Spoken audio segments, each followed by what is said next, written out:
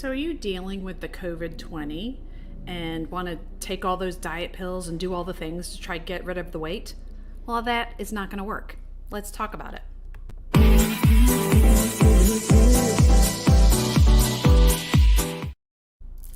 Hello, my loves. Dr. Holly here. I want to talk to you about exercise and about weight and brain health and all the things that I love to do. So, my loves, I know so many of us put a few pounds around our middle during this pandemic. Folks blamed it on sitting on the couch, too much Zoom, eating all the snacks, whatever it may be. Then add Hurricane Ida here down in New Orleans, and that's like a whole another reason to eat all the snacks. So, multiple reasons that we might have found ourselves putting on some poundage around the middle during the last few months or last year or so. Now, as folks are looking at the weather getting a little nicer outside and thinking about maybe addressing some of this, I've had folks reach out to me who tried different diet pills, tried different like fasting all the time and doing all these kind of weird diet things that I don't even know how to describe because they just seem so foreign to me, and then wondering why it's not working, right? So let me talk to you about what happens with our brain and body when we are stressed out during something like a pandemic or a hurricane or our job or our life.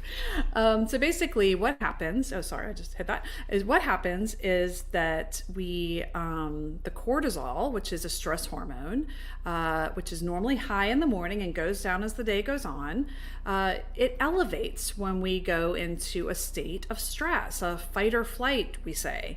And cortisol, it's good for waking us up in the morning. It has elements of it that are helpful for our health. But when it goes up with stress, it tells our body that we need to basically fight for our existence or run to get out of there. That's why we call it fight or flight. So what that means is that it increases your heart rate, increases your blood pressure, also increases your breathing, also increases the sugar in your blood. So it basically tells your body like, hey, break down those sugar glycogen stores in those muscles, get some calcium out of those bones, get down all the storage that we can find and raise the sugar and kind of change around some of these minerals in my body so that I can be ready to go. So I can have the calcium I need to run, so I can have the sugar I need to feed those muscles to get out of here or to fight for my life. And, in the short term, that sounds pretty groovy, right? Like if you're exercising or need your heart rate to go up or heaven forbid, are in kind of a fight or flight situation. But with modern day stressors, this can happen when you're just like getting that email from your boss that isn't so pleasant, or being called to a meeting or having to present or have to deal with FEMA, whatever it may be. And when we have chronic stress, again, because the job is still there or FEMA still won't answer our emails or whatever, that kind of preparation for an immediate stress response goes into overdrive, and our body actually increases the sugar even more, and the storage of fat increases, so we start gaining weight around our middle. That can cause all kinds of problems. That can cause things like diabetes, heart disease. It can also affect our sex hormones. So your testosterone will be lower, your estrogen won't be as effective. All these things happen with chronic stress. I'm telling you, it's not just take a pill and then you feel better. There's more to it. So what can we do? Well, this is why we talk about things like meditation. We talk about things like relaxation, anything to kind of tune down the volume and the stress. But something for those who maybe are like, dude, I can't just like sit around and relax. Movement is also super helpful. Exercise is great. Exercise will increase the brain-derived neurotropic factor, which is a sexy hormone sexy factor that's in your brain that will help increase your like epinephrine, norepinephrine, all the things that you need to have a good mood. It helps your brain make those. It also helps your brain grow. They've actually found with exercise, parts of your brain will grow and expand, and they happen to be the parts of your brain that get smaller with things like age, dementia, stress. So these are ways to kind of reverse what's happening in your brain when you're in a life of chronic stress or just dealing with all the things.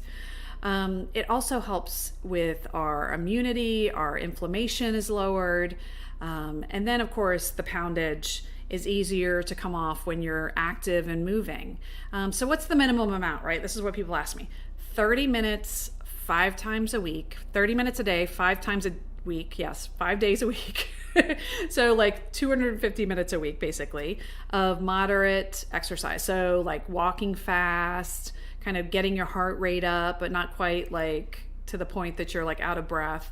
If you're able to do kind of more intensive exercise, if that's part of your exercise regimen, like vigorous exercise, like swimming laps, doing that, my like Latin dance or whatever, that type of like more active aerobic activity, that's 75 minutes a week. So if you're able to do something like that, that kind of makes it so you have less to do.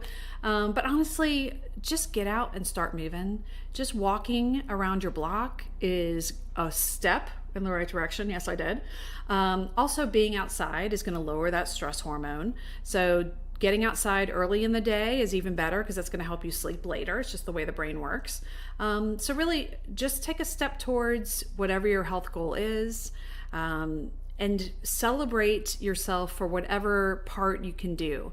Rather than focusing on the scale, focus on the process, focus on how many more steps you're doing or how many more exercises you're engaging in, or the fact that you reached out to your friend to start an exercise regimen together, or that you and your spouse are going to start walking around the block every evening with your kids and get you all involved with some exercise.